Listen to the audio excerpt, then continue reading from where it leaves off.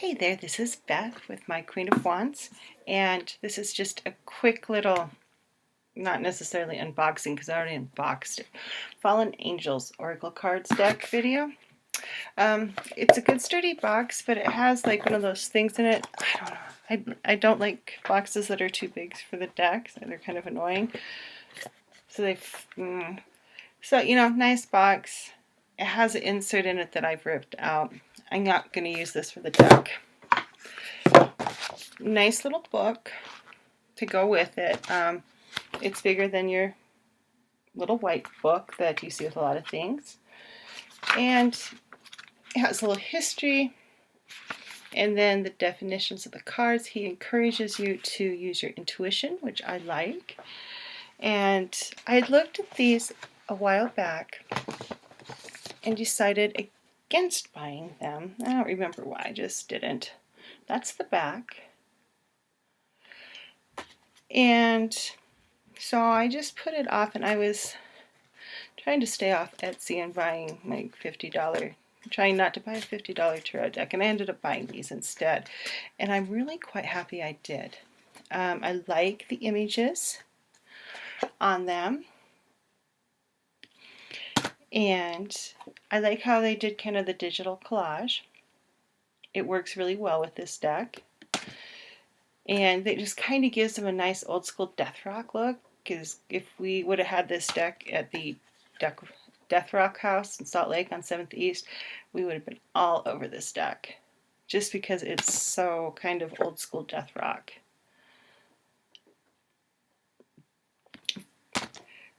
But one thing is, he really encourages you to use your intuition with these. He does give you a decent amount of information about how to read them, and there is like a little message on each card. And he also gives like what the air and the planetary is for it, which is kind of nice. And what kind of tipped me over into the buying on this one was that it's based on an old grimoire from Johann Weyer. And that's kind of what tipped me into the buy. I was reading a review on it on a website. So I've been looking for more images. Amazon never shows you images, which is really sucky. But it was based on a grimoire. I think there's 72 cards in this, and all but 3 angels, fallen angels, were included in the grimoire. And the other 3 are referenced elsewhere. And I believe they were left out because he didn't want people whatevering with those angels. He considered them too dangerous. But it kind of uses a lot of kind of old churchy graveyard stuff, which I always kind of love that, along with the digital art. And I haven't started using them. I just got them the other day, and I was going to film the unboxing, but instead I just ripped them open and started looking at them. I've had them for a couple of days, haven't really started exploring them deeply other than reading the book and looking at some of the images. And just enjoying kind of the feel with it. They were sitting next to my Froude's Fairy deck last night actually, and it was kind of interesting because I'm very animistic about decks, and I feel like they take on lives of their own, especially when you use them and had them for a very long time. And if you use them a lot, they'll do it pretty quickly. And these two are kind of like buzzing right next to each other. They're just using this little energy hum going on. So that was kind of interesting. The fallen angels and the fairies were having a little conversation with each other last night. I'm not a huge angel person.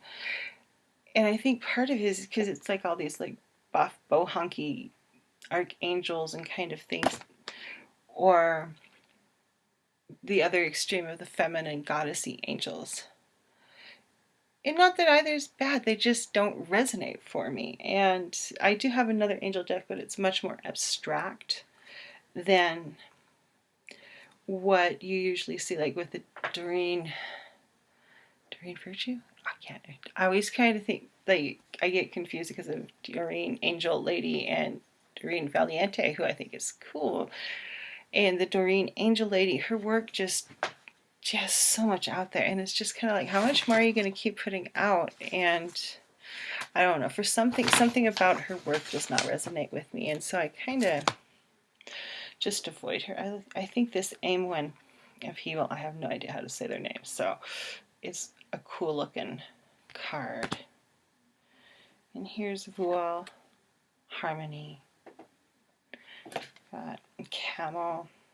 If I remember correctly, she is the one that rides on a camel. Very cool. Lotus Justice. I like the muted tones of the deck. They're kind of got that nice little old, like I said, Death Rock skill, so they're a little on the gothic side in more than one way. Little medieval, like that kind of feel. You know, and just like this one has, you get like little animal, goes into what animals and kind of things that they have representations of animals in the little booklet. For what the booklet is, I feel like he gives quite a bit of depth, but mostly he just gives you like a skeleton to base your ideas on. Oh, stages. Oh, here is one. I like this one a lot. This is the first card. And Lucius also is pretty cool. I like that little unicorny thing going on. Okay, so I'm gonna stop here and not go through the whole deck.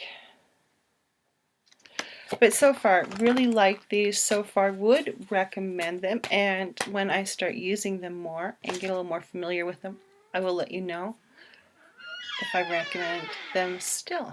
And everyone have a great night, day, wherever it is. Bye-bye.